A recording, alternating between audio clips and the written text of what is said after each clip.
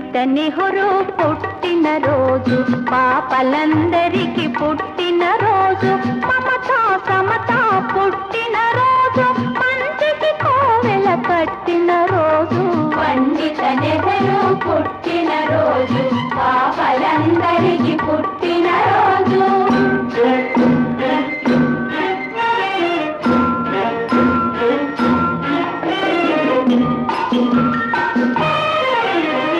ముత్యంలాంటి మోతీలాలకు రత్నల్లా జన్మించాడు,